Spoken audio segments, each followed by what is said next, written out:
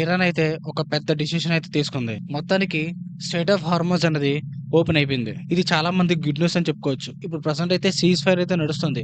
ఆ cease fire వరకేనా, దాన్ని టెంపరరీగానే open చేశారా, లేదంటే పర్మనెంట్ గా ఓపెన్ చేశారా అన్నది ఈ వీడియోలో డీటెయిల్ గా తెలుసుకుందాం. ప్రపంచం మొత్తం అయితే ఈ విషయం గురించే చాలా వెయిట్ చేస్తుంది. అదే ఫైనల్ గా ఇరాన్ స్ట్రెయిట్ ఆఫ్ హార్మోజ్ ని కమర్షియల్ షిప్స్ కోసం ఓపెన్ అయితే చేసింది. So strait of Hormuz open అవడం వల్ల చాలా మంది అనుకుంటారు దాని వల్ల ఏమైనా పెట్రోల్ ప్రైసెస్ తగ్గుతాయా, ఇంకా ఇజ్రాయెల్ అండ్ హెజ్బోలా సీజ్ ఫైర్ వల్ల ఏమన్నా మారిందా?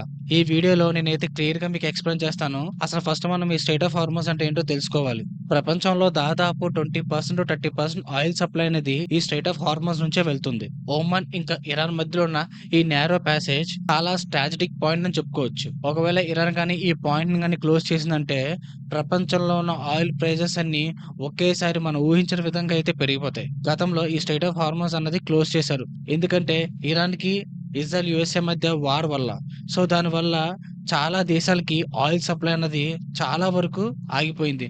దాంతో ప్రెసెంట్ స్టాకేజ్ ఉన్న ఆయిల్ ప్రైసెస్ అయితే చాలా హై లెవెల్లోకి అయితే చేరుకున్నాయి. సింపుల్ గా చెప్పుకోవాలనుకుంటే గ్లోబల్ ఎకనామీకి ఇది ఒక పెద్ద దెబ్బ అని చెప్పుకోవచ్చు. రీసెంట్ గా ఇజ్రాయెల్ అండ్ హెజ్బోలా మధ్య సీజ్ ఫైర్ ఒక 10 డేస్ అయితే నడుస్తుంది.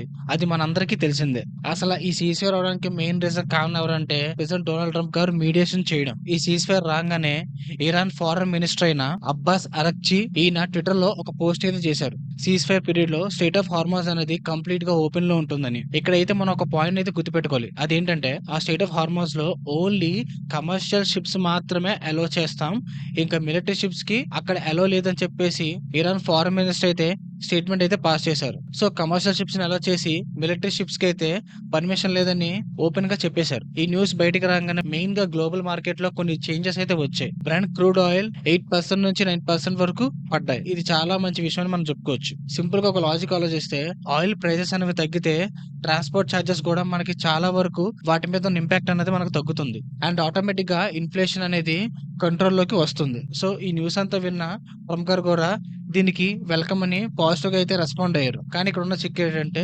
ఫుల్ డీల్ అయ్యే వరకు ఇరాన్ పోర్ట్స్ మీద ఉన్న బ్లాకేజ్ మాత్రం రిమూవ్ చేయమని అమెరికా అయితే క్లియర్ గా చెప్పేసింది. కానీ మనమైతే ఒక విషయం గుర్తుపెట్టుకోవాలి. స్టేట్ ఆఫ్ హార్మోన్స్ అన్నది పర్మనెంట్ గా అయితే ఓపెన్ కాదు. ఇది సీజ్ ఫైర్ ఉన్నంత వరకే అని చెప్పారు. ఫ్యూచర్ లో ఇరాన్ కి యుఎస్ఏ కి మధ్య ఏమైనా గ్రాండ్ ట్రాన్సాక్షన్ జరిగితేనే పర్మనెంట్ అయితే అవ్వదు. ప్రజెంట్ ఉన్న సిచ్యువేషన్ కి అయితే ఇండియా లాంటి దేశాలకి చాలా రిలీఫ్ అని చెప్పుకోవచ్చు. అండ్ ఓవరాల్ గా చూసుకుంటే ఇండియా ఎకనామీకే కాకుండా మిగతా దేశాలన్నిటికీ వాళ్ళకి ఇది ఒక బిగ్ బూస్ట్ అని చెప్పుకోవచ్చు. అట్లీస్ట్ ఇరాన్ ఈ స్టెప్ తీసుకోవడం వల్ల ప్రపంచంలో ఈ కొంత పీరియడ్ పీస్ అనేది ఉంటుందని మనం అనుకోవచ్చు.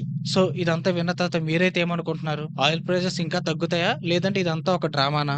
మీ ఒపీనియన్ అయితే ఈ వీడియో కింద ఉన్న కామెంట్ సెక్షన్ లో అయితే తెలియజేయండి. అలాగే ఇంతకు ముందు యుఎస్ నేవీ పెట్టిన బ్లాకేజ్ గురించి, అలాగే వార్ ఎలా స్టార్ట్ అయింది అన్నది, ఇవన్నీ నేను కొన్ని వీడియోస్ అయితే చేశాను.